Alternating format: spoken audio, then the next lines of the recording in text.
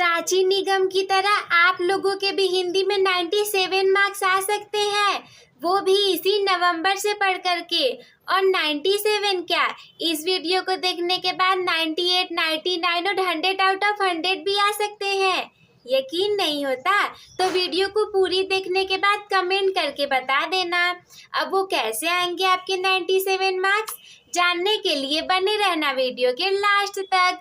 पूरे के पूरे 10 टिप्स बताने वाली हूँ, जिनको कि फॉलो करने के बाद, जैसा कि मैंने पहले ही बता दिया, इसी नवंबर से पढ़ करके आप अपने हिंदी सब्जेक्ट में बहुत अच्छे नंबर ला सकते हैं।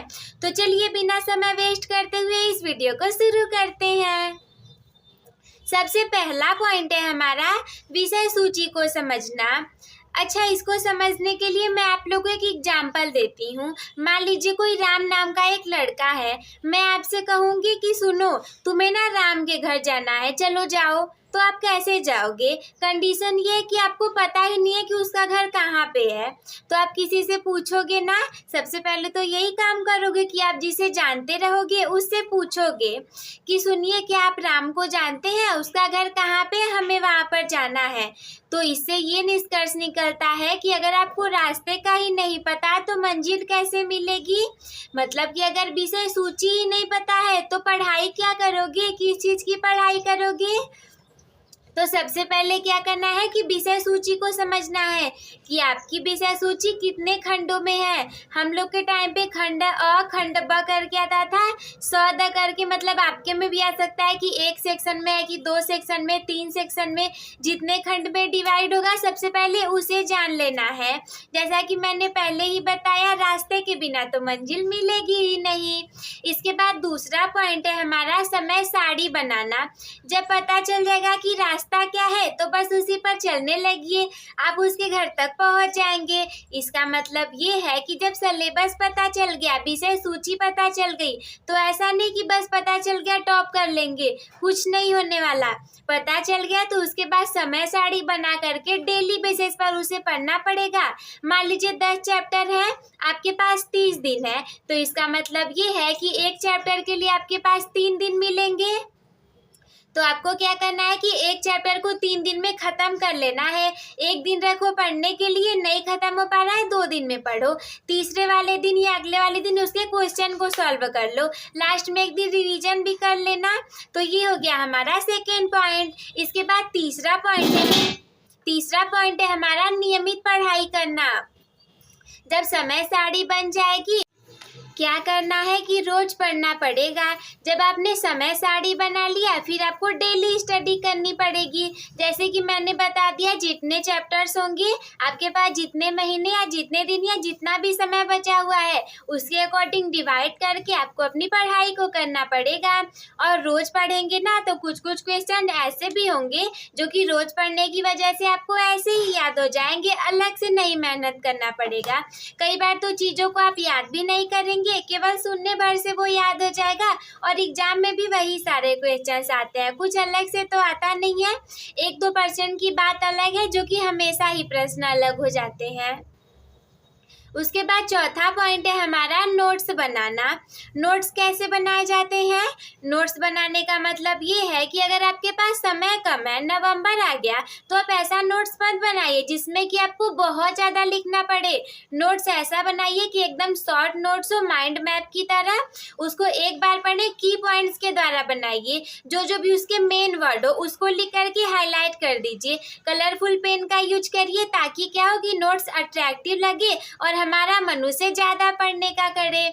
मैंने पहले ही बताया था कि 100 बार मतलब कि 10 बार पढ़ना 1 बार लिखने के बराबर होता है। अब ऐसा नहीं है कि केवल लिखते ही रहे, पढ़े ही ना। क्या करना है कि अगर आप 1 बार लिख रहे हैं तो 2 बार उसे पढ़ना भी पड़ेगा, तब जाकर के वो लंबे समय तक याद रहेगा। इसके बाद 5वां पॉइंट है हमारा पिछले वर्षों के क्वेश्चन पेपर को सॉल्व करना।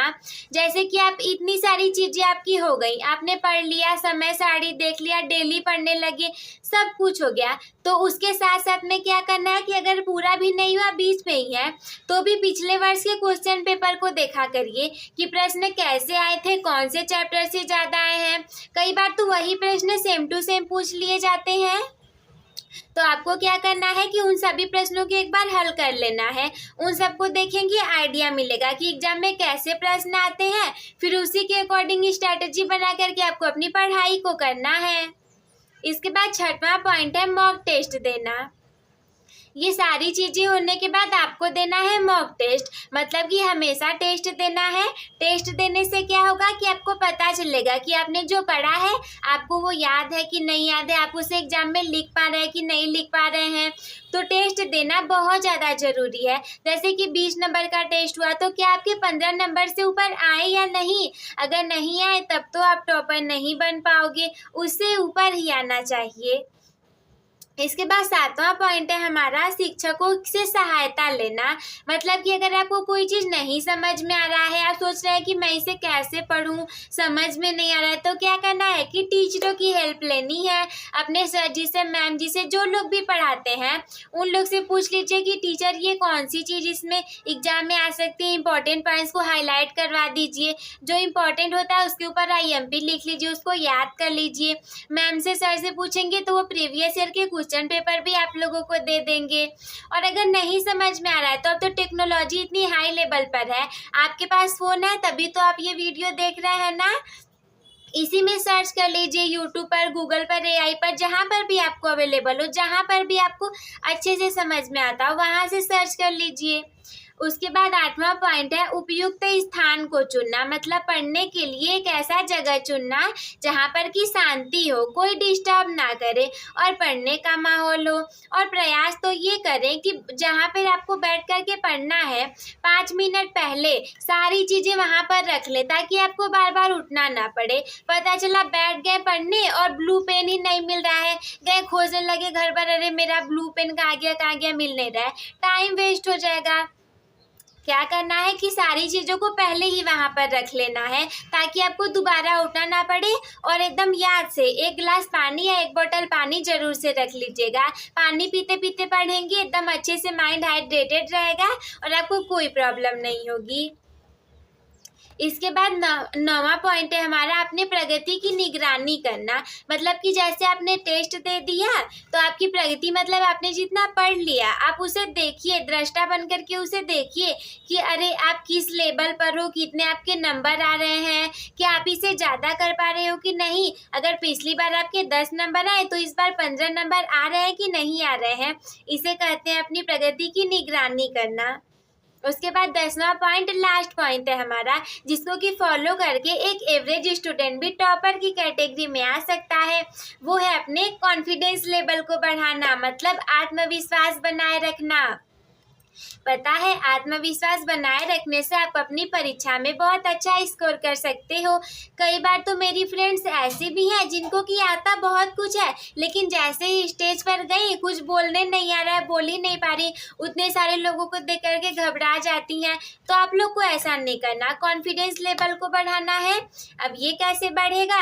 आप मिरर टॉक कर सकते हो, मतलब कि शीशे के सामने खड़े होकर के बोल सकते हो। और पढ़ रहे हो तो आप मान लो आप ऐसे पढ़ो जैसे लगे कि आप किसी को समझा रहे हो। अगर उस चीज़ को समझ में आ जा रहा है तब समझो कि हाँ अब आपको आ रहा है वो चीज़। तो ये थे हमारे पूरे के पूरे 10 पॉइंट्स। आई होप कि आप सभी लोगों को समझ में आ गया होगा। तो अपने टॉपर बनने की जर्नी एक टॉपर के साथ शुरू करने के लिए चैनल को सब्सक्राइब करना ना भूलें। इस वीडियो को लाइक कर दीजिएगा ताकि ये ज़्यादा से ज़्यादा लोगों तक फैल सके और आपकी दीदी का ये प्रयास ज़्यादा से ज़्यादा सफल हो सके। अपने दोस्तों के साथ भी शेयर कर दीजिएगा और अगर कोई भी डाउट मन में हो तो हमसे कमेंट बॉक्स में पूछना ना भूलें। वीडियो देखने के लिए धन्यवाद।